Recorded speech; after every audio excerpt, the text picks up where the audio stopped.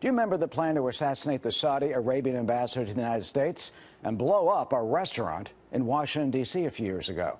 Well, the U.S. government said Iran's Islamic Revolutionary Guard Corps was behind it. And now there are new details, a report saying the Corps is training more terrorists at camps in Iran. And as a result, there are new calls for the Trump administration to designate the Guards itself as a foreign terrorist organization. Iran has been sanctioned. It's #1 on the list of state sponsors of terrorism, and the pressure may soon ramp up even more.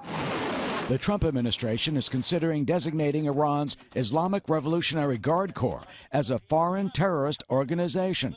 And it comes as the Iranian resistance has exposed what it says are new Guard-run terrorist training camps. The National Council of Resistance of Iran, the largest Iranian opposition group, held a news conference in Washington and released its findings that it says implicates the Guard in numerous terrorist training camps throughout the country. It was the activities of the Iran regime, particularly the Islamic Revolutionary Guards Corp, the IRGC, that paved the way for the rise of extremism and sectarian violence in Iraq and Syria particularly.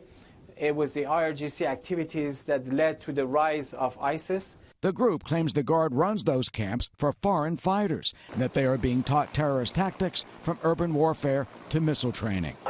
The Guard was founded during the Islamic Revolution in 1979 and continues to play a dominant role in Iran's economic and security life. Maryam Rajavi, the leader of the National Council of Resistance of Iran, is calling on the White House to slap the terrorist designation on the Guard.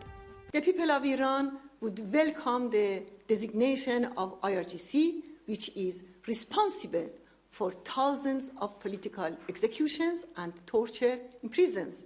It is also responsible for training terrorists, supporting and engaging in terrorist activities outside Iran. But others say designating the Guard as a separate terrorist group would only backfire and say it is not needed because Iran is already sanctioned by the U.S. Joe Rubin was a former Deputy Assistant Secretary of State in the Obama administration. The foreign terrorist organizations designation is typically reserved for foreign terrorist organizations, not for governments. We have a state sponsor of terrorism list for governments, and Iran is on that list.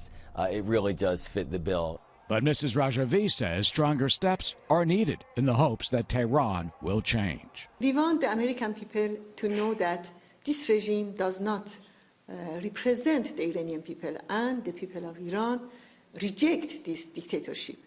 We want the American people to support Iranian desire for freedom and democracy. Well, the report sponsor, the National Council of Resistance of Iran, says it has handed over the findings of its report to the administration.